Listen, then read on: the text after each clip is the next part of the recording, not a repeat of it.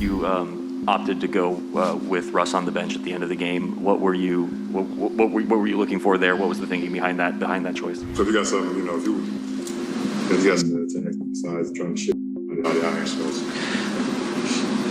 which y'all probably don't.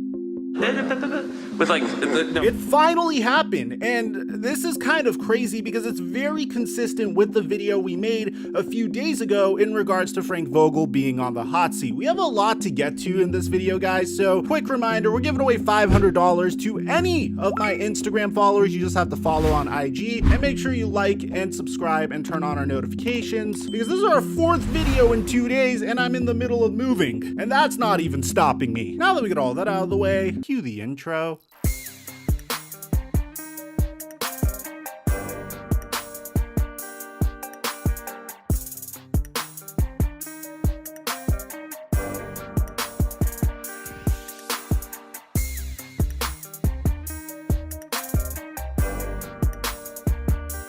I absolutely love Fetch Rewards because it's an application that literally will make you free money in the form of gift cards. All you have to do is take out your phone and scan all of your receipts, whether they are digital or they are hard copies. Once you do that, you get points, and you could use those points to redeem gift cards and other cool prizes on their website. It's a great way to grind towards a new jersey or a brand new video game. And now when you use my promo code FlightMike, you'll get 3,000 additional points on your first receipt when you download Fetch Rewards. That's promo code FlightMike for an additional 3,000 points on your first receipt. And thank you, Fetch Rewards, for the sponsorship. Mic check 1 2 1 2. What's going on, everybody? In our last video, we covered how Frank Vogel's job is in jeopardy with the team, and this came to us from Bill Oram and Sam Amick and The Athletic, and I really trust The Athletic as a source in general, so there is a lot of credibility to this situation. Currently, the Lakers are a play-in team with 22 wins and 23 losses, and the whole basis of this argument is the fact that Frank Vogel's job is in serious jeopardy with the team being, well, at the time, 7th in the Western Conference throughout those 44 games. That's because the Lakers felt like they gave Frank Vogel a significantly improved roster since last year when the Lakers encountered a first-round playoff exit, and the Lakers responded to their first-round playoff exit by trading all of their depth for 9-time All-Star and former MVP Russell Westbrook. And so far, it's been a very clunky fit. The Lakers have never been more than 3 games above 500 at any point this season, and after a 4-game winning streak at the start of the new year, has lost 3 of its last 4 games, including the 37-point beatdown by the Denver Nuggets. Now, of course, injuries have been a factor for the Lakers. Anthony Davis has missed 14 consecutive games because of a sprained MCL. LeBron James has only played 32 of 44 games, but Russell Westbrook also questioned the team's effort after the loss in Denver, and Dwight Howard questioned its commitment to defense. Now, what's even worse is the Lakers faced off against the Indiana Pacers last night, and they're going to be on their infamous Grammy road trip, which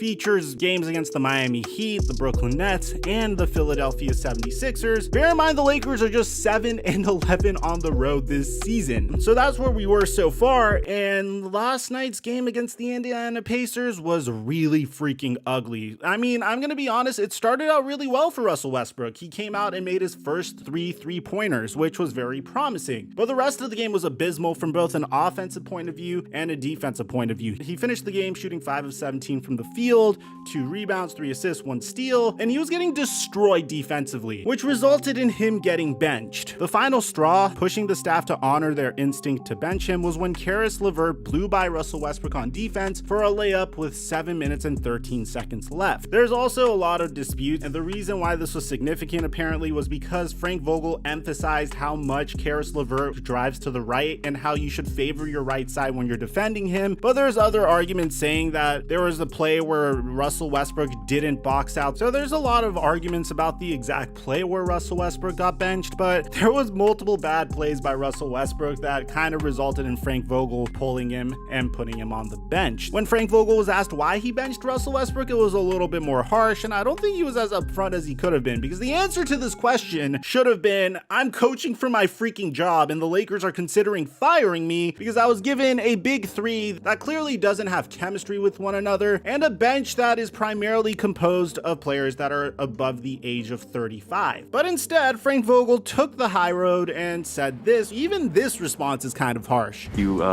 opted to go with Russ on the bench at the end of the game. What were you looking for there? What was the thinking behind that choice? Yeah, playing the guys I thought were going to win the game.